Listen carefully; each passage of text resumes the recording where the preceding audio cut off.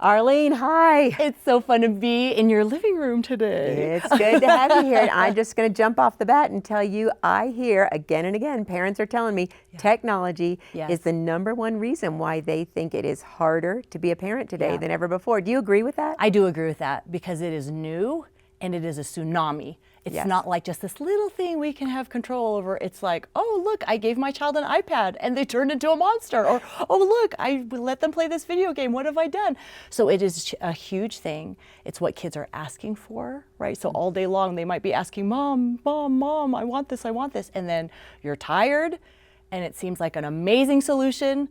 Just please take this. So yes, I think it is making it incredibly difficult in the season because it's available, whereas before it was not available. Available everywhere. And I feel like there's a new app or platform invented probably since we started this interview. Yes, maybe you know, so, it's just totally. comes so fast. Tsunami's a great word. Yeah. So for you though, like you're the expert. You've been on the Today Show, Fox News, Wall Street Journal, all of it. Everyone wants to pick your brain, but how about personally? When did you become aware that, hey, this screen thing might be tricky for our family? You know, a lot has to do with my husband, who is a wonderful leader in the home. And for us moms listening, listen to your husband. He does have good things to say, but he's a realtor and he would take families, you know, we had little kids, but he would take these families to look at houses. And he was like, these kids are not looking outside. Like they're not looking outside at where they might live.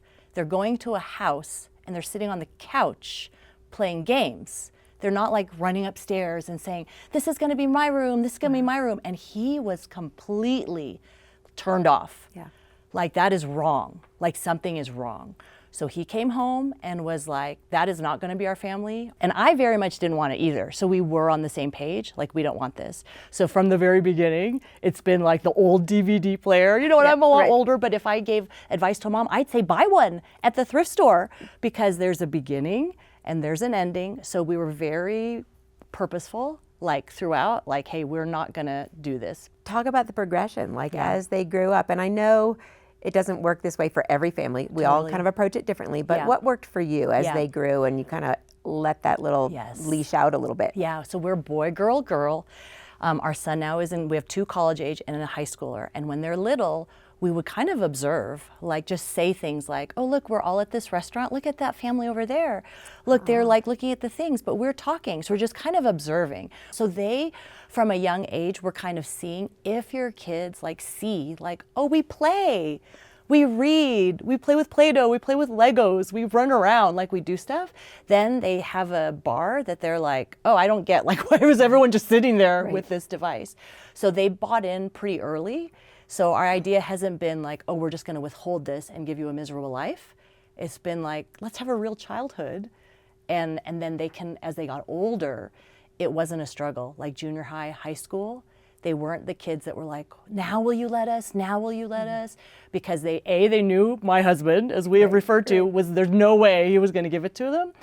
But more importantly, like my daughter, when she was like maybe 7th grade, you know, honestly, they're in a class or whatever, and they're talking about internet safety and all this, you know, who's got social media, who has a phone. Like she is literally the only one, right, who doesn't have one.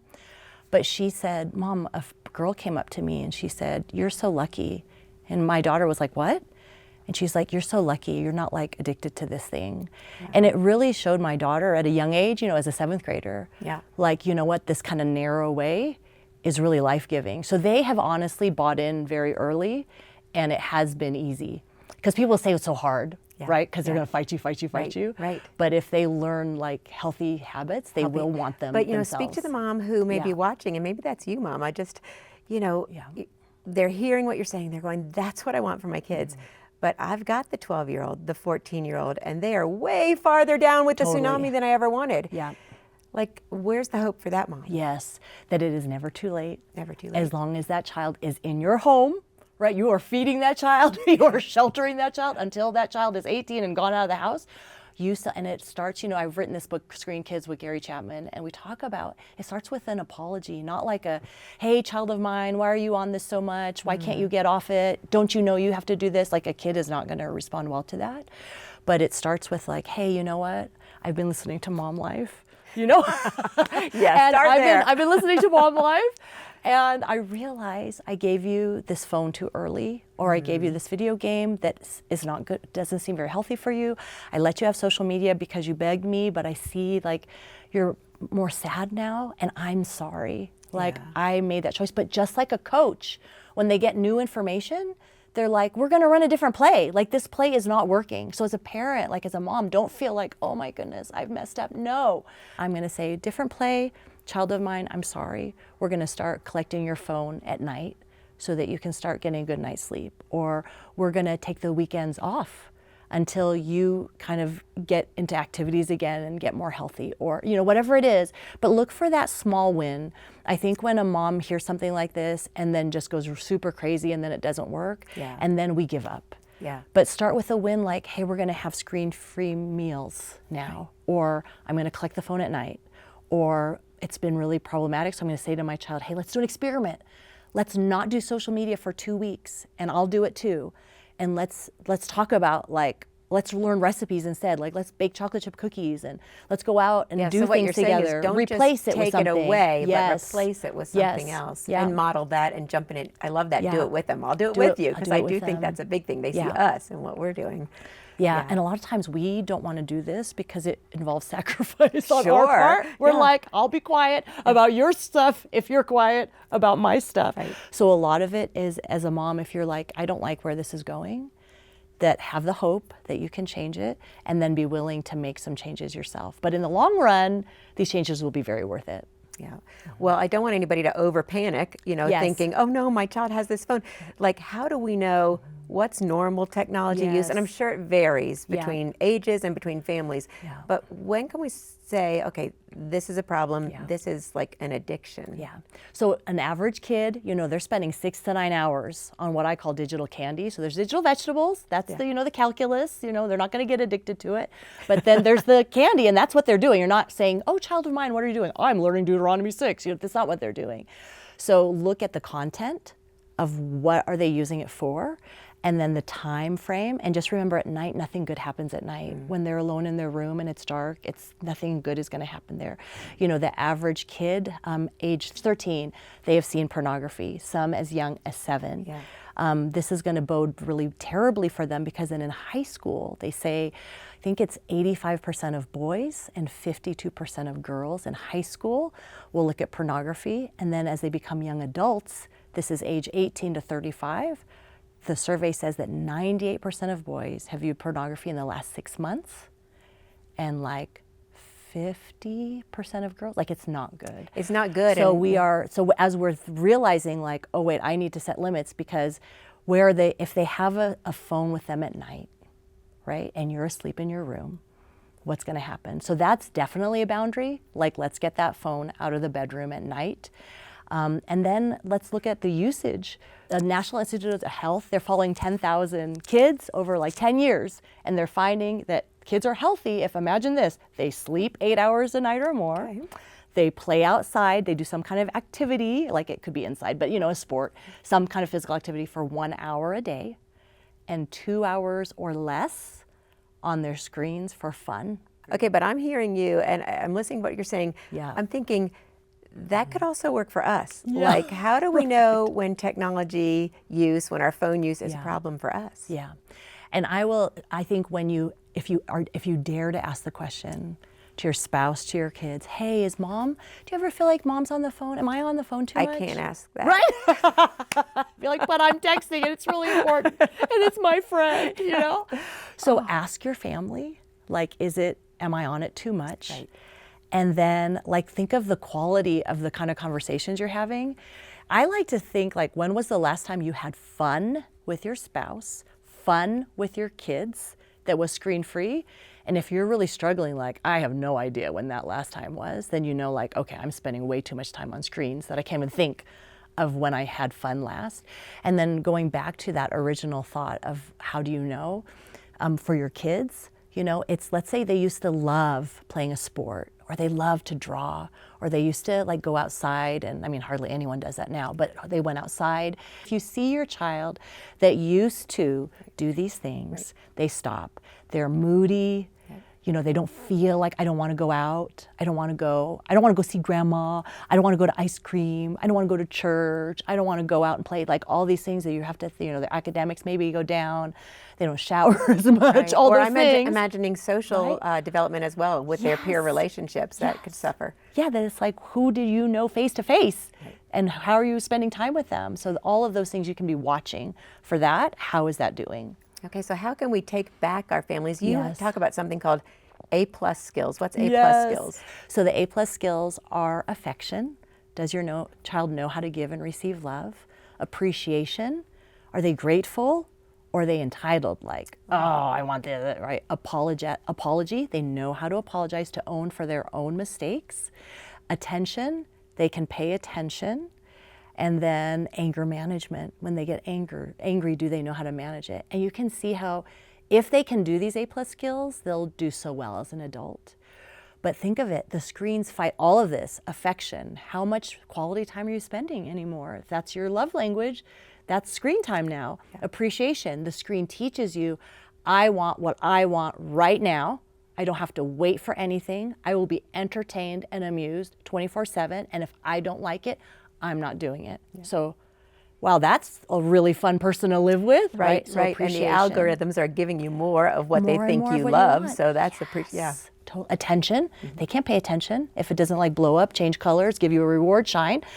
So all these things are fighting against these emotional skills that will really help your kids. Okay, Arlene, I love what you're saying, but I'm also thinking about my nieces, my nephews. They're in that preteen and teenage state.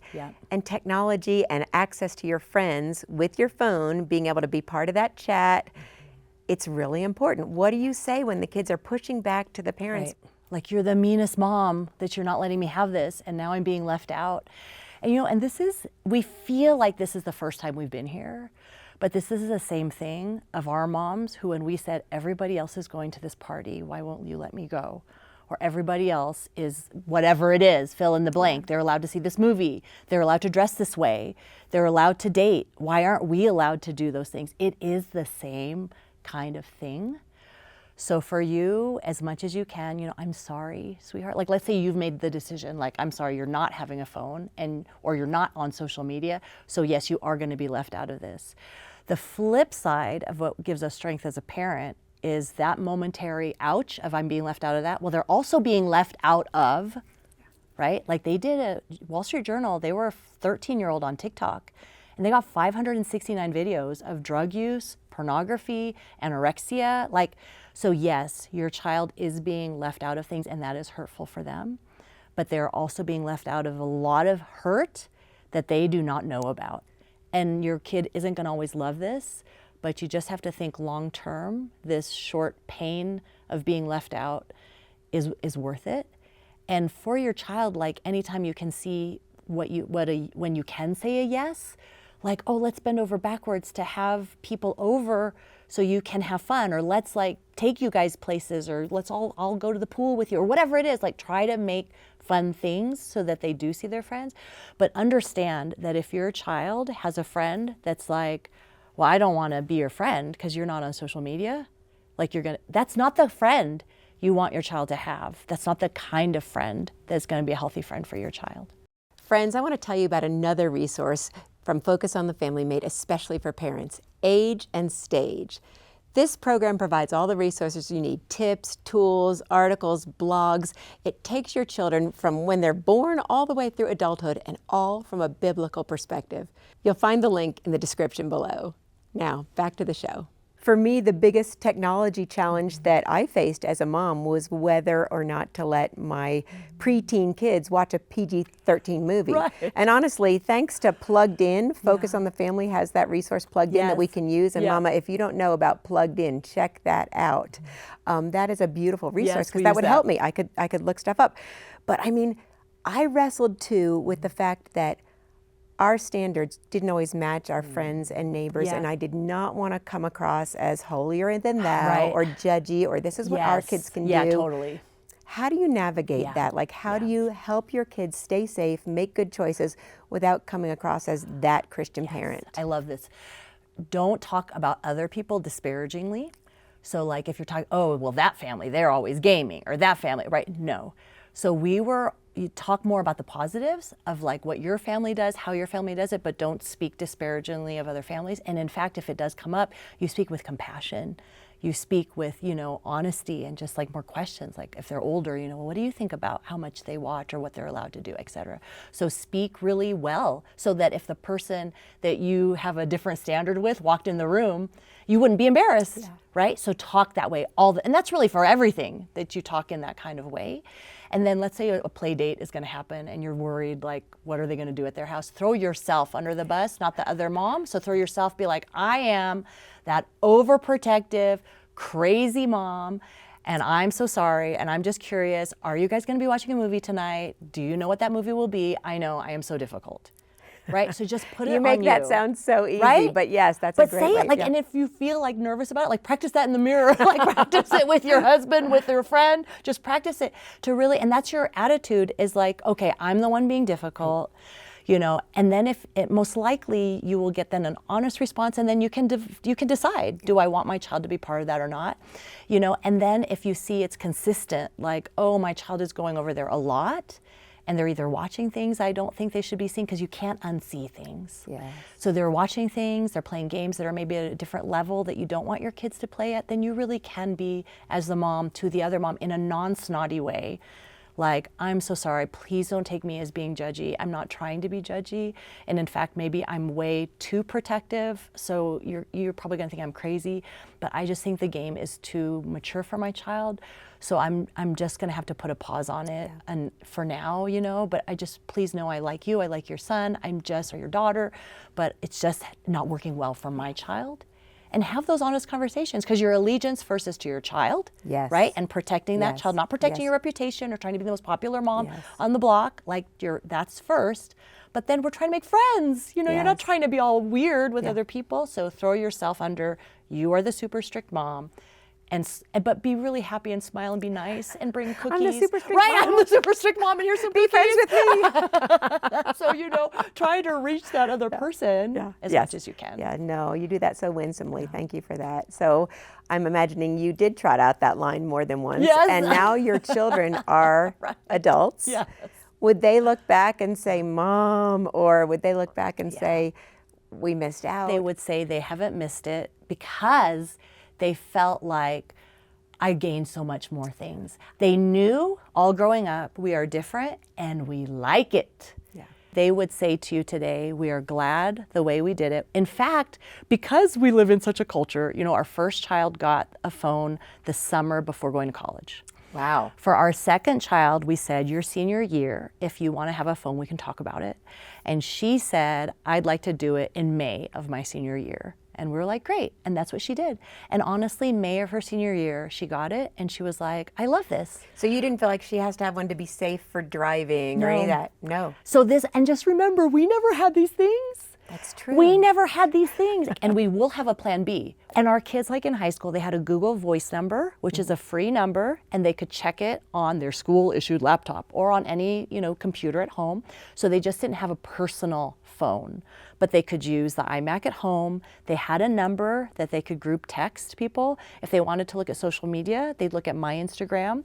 So it was very like, you can look at these things you're interested in, but we just don't want the supercomputer in your pocket so that it's just there all the time as your companion, instead of finding hobbies, making friends, talking to God, like all those things you can do. That's so good, Arlene. And so much of what you talk about is something where the mom is modeling a behavior. So let's talk about us. Like, I know so many women who take January off of social media, or maybe they take a break in July, but then the next month comes and we're right back in it. Like, how do we affect lasting change? Yeah, these are habits, I think. And it reminds me of just the same thing with eating. Like, we'll be like, I'm going to eat really good for like a month. For like a day. For a day. And then we just go. And it's the same thing with technology. Like, maybe it's a certain time of day where you say, oh, it's 9 p.m. This is my new thing. I start charging my phone in another room at 9 p.m. And that's all you do. And that's the only change you make. But it lasts for a year, then 2 years, and then you don't have to think about it. You just charge it every day at 9 p.m. And what does that mean? That means you're not scrolling late at night. It means you have time with your spouse. Maybe you have an older teenager and you're spending more time leisurely talking to them. Make it doable enough so that you'll get that win. And then you're like, okay, let me conquer my other end. Let me make sure that I don't look at the phone first thing. Let me have my coffee and let me read my Bible before I take my phone. Now, I will tell you, even I still look at my phone. So I will be honest. I'll still look at the weather, but I do my best to, I will realize though, I'll be like, oh, I wonder what's happening today. Maybe something important. And then I'll start like looking at my email. And then it's the First rabbit thing, trail. right? Yeah. So I struggle with this too. And it's like, but wait a minute, I need to just put that right back down and then go to the Bible, still fight that fight. Yeah. But it is habits. So I think guarding the two ends of the day, the morning and the evening, that's a really, really good place to start. I love that. Well, Arlene, it is a pleasure talking to you and so much wisdom. It's been a lot of fun. Thanks, Jodie. Oh, and Mama, we know technology does make it harder to parent, perhaps harder than ever before. But you know what? We're not powerless. God has given us His Holy Spirit to guide us. He gives us His Word to guide us, and He gives us the power of prayer. And in the description below, you will find a link to some specially chosen prayers on this very topic that we've collected and curated just for you. You can click that link, download the prayers, and pray with us, knowing that you're not alone, that God sees, that He knows, and He will equip you and He will equip your children with everything we need to grow in godliness and in love. Thanks for being with us, Mama. We'll see you next time.